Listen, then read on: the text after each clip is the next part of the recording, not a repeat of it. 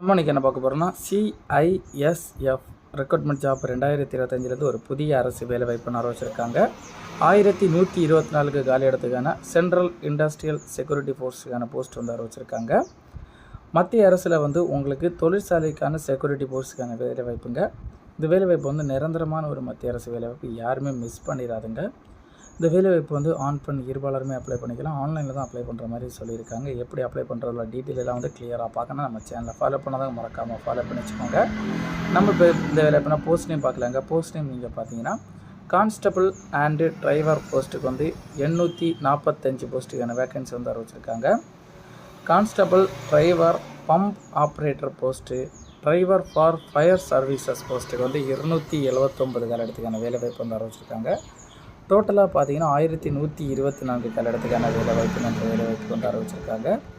Education qualification, கல்வி தகுதி நீங்கள் பார்த்தீங்கன்னா இந்த வேலைவாய்ப்பு 10th பாஸ் பண்ணியிருந்தாலே போதுங்க. இந்த வேலைவாய்ப்பு தாராளமாக அப்ளை பண்ணிக்கலாம்னு சொல்லியிருக்காங்க.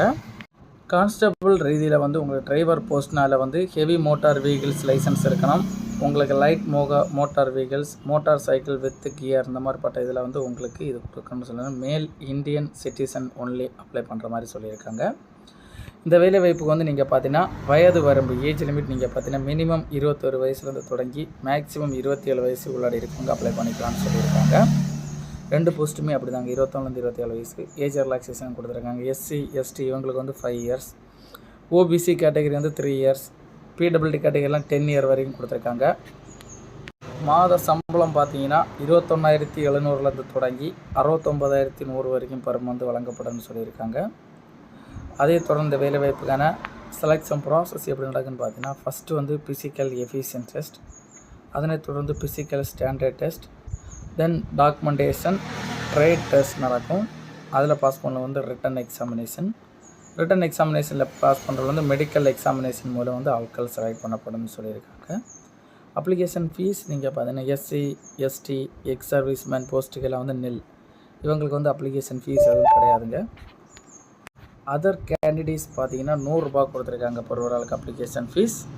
அதுவும் நீங்கள் ஆன்லைனில் தான் நீங்கள் பே பண்ணிக்கணும்னு சொல்லியிருக்காங்க. அந்த வேலைவாய்ப்புக்கான பேமெண்ட்டை இம்பார்ட்டன்ட் டேட் அப்ளை பண்ணுறக்கான டேட் நீங்கள் பார்த்தீங்கன்னா ஸ்டார்ட் டேட் பார்த்தீங்கன்னா 3/2/2025 February மாதத்துலேருந்து தொடங்கி லாஸ்ட் டேட் பார்த்தீங்கன்னா 4/3/2025 March மாதத்துக்கு முன்னாடி அப்ளை பண்ணுற மாதிரி சொல்லியிருக்காங்க. இந்த வேலைவாய்ப்புக்கு இந்த வேலைவாய்ப்புக்கான தற்போதைக்கான ஷார்ட் நோட்டீஸ் லிங்கு, இந்த வேலைவாய்ப்புக்கான வெப்சைட் லிங்கு, அப்ளை பண்ணுறது 3ஆம் தேதியிலேருந்து எலிஜிபிள் ஆகப்படும்னு சொல்லியிருக்காங்க. அந்த டீட்டெயிலுக்கான இது நம்ம டிஸ்கிரிப்ஷனில் கொடுத்துருக்கோம். அதை நீங்கள் கிளிக் பண்ணிங்கன்னா அந்த வேலைவாய்ப்பு சம்மந்தப்பட்ட ஏதாவது டவுட் இருந்தால் நீங்கள் கிளியர் பண்ணிக்கலாங்க.